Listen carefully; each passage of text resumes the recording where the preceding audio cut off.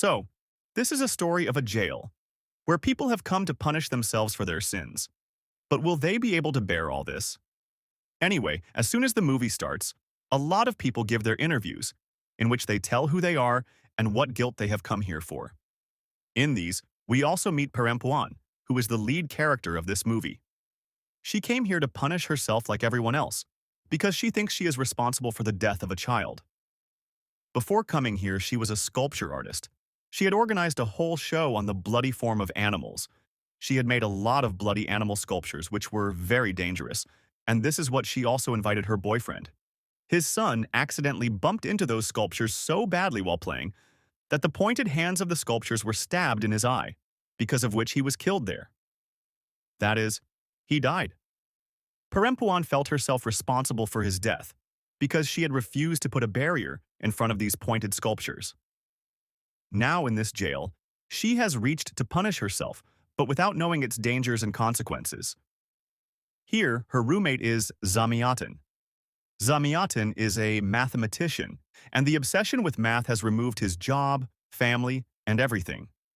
Because a while ago, a new equation had come to his mind, which he had wasted years in solving, but he still couldn't solve it. He asks Perempuan to solve this equation. The equation was, what will be the under root of -1? Perempuan couldn't solve it. He thought it was almost impossible. And he was after this impossible thing to reduce the illusory and gut feeling in his mind. He also came here. Now let's meet the master, who leads this whole organization, i.e., this jail. Although, who made this jail has not been told yet, but this master herself is a prisoner, and he has a whole group. This jail is like a tower, which has more than 362 floors. Every day, food starts getting from the top floor, and the first floor is counted as 1. Food distribution starts from the first floor, then on the second, third, and so on. The master's group, who are called loyalists, they take care that the food reaches the prisoners on every floor. But in this jail, there are some people who don't care about others, and in this way, by the time they reach the 100th floor, the food is over.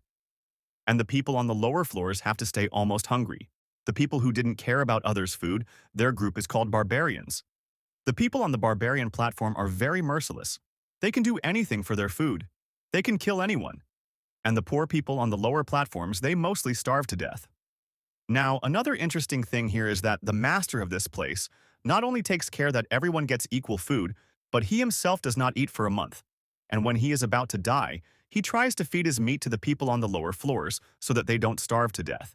And if a member of the loyalist group doesn't follow their rule, people either kill him or give him a very bad punishment. Before coming here, everyone was asked only one thing: what is their favorite food?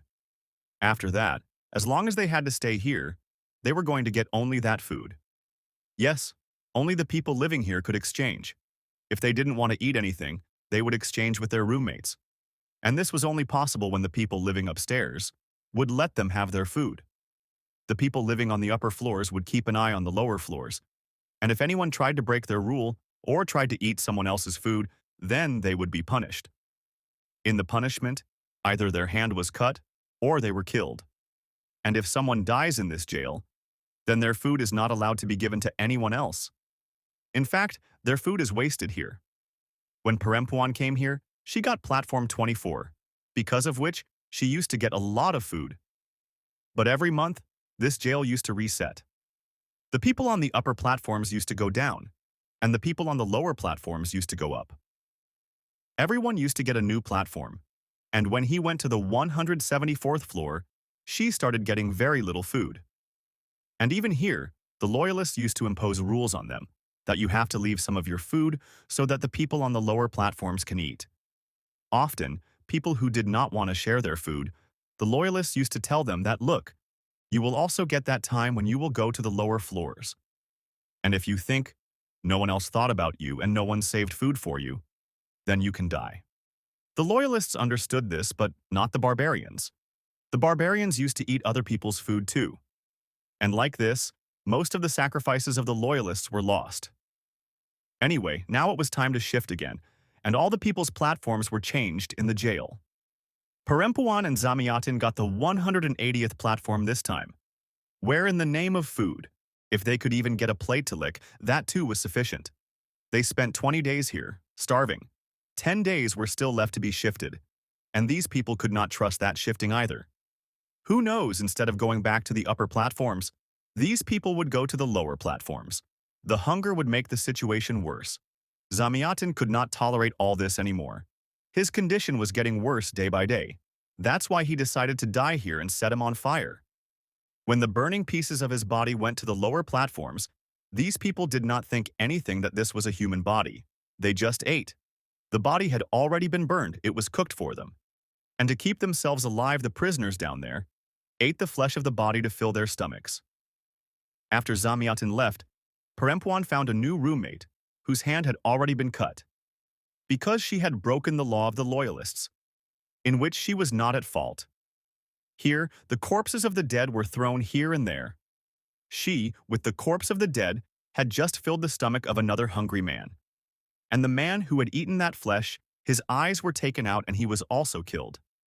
Now these people were talking that a food lift had come in front of them. Fortunately, a lot of food had come in front of them today. Their fate worked because the shift of the jail was changed and all the people above them were loyalists, who used to save food for the people below. This food was more for them, but who knows what the people below would do with this food while going down, and whether or not food was left for the people of the last platform. Now Perempuan decides with her companion that the two of them will go down with the lift to protect this food and make sure that everyone gets food. Although they knew that his new master had been selected. Who has to protect all this food? Now when the new master found out, he did not like it at all. Perempuan and her companion told him that people need to be there for food security. If any barbarian slaps this food while going down, then the rest of the people can die of hunger. Now somehow the master gets along with them. These people go down with a few more people and decide that these people will fight the barbarians and kill them.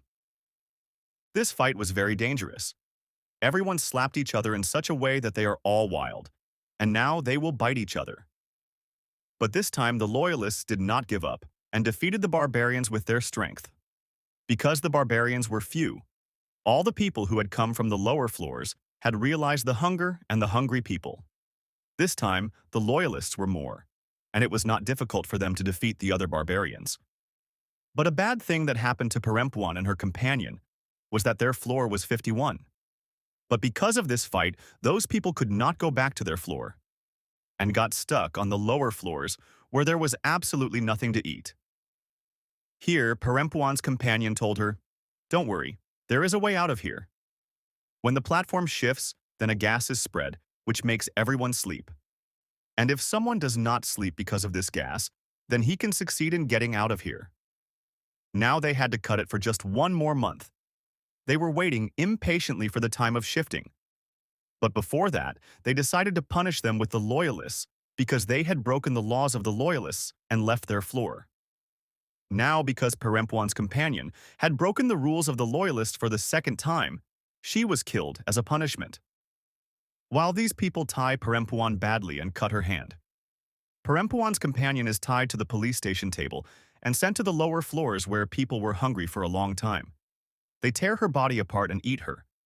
Perempuan was very saddened by the death of that girl. This time she was on the 72nd platform, and her roommate was an old man who also had a knife. Perempuan takes the knife from him, because now there is a new plan in her mind. She now wants to take revenge on the loyalists instead of the barbarians, who snatched her hand and her companion from her. Although they were doing a good job, she now felt more like a barbarian than a loyalist. Even if they stole someone's food, at least they didn't take anyone's life in the name of principles. She now takes her old companion and goes to the other floors with the food lift. She instigates the barbarians to fight the loyalists and gathers 2 or 3 people and makes her group bigger. As soon as the food is over, these people reach the loyalists' platforms. As soon as they reach there, Perempuan announced the war.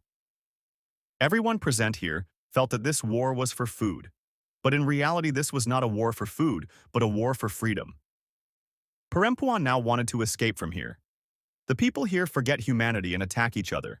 Someone tortures someone with a knife, and someone tortures someone with something else.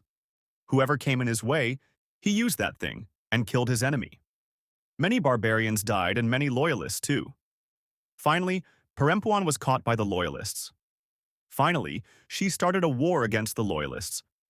How did the loyalists let her go? She calls out to the barbarians for help, but when no barbarian came to help her, she helped herself. She picked up a big knife and stabbed the master of the loyalists in the stomach and killed him.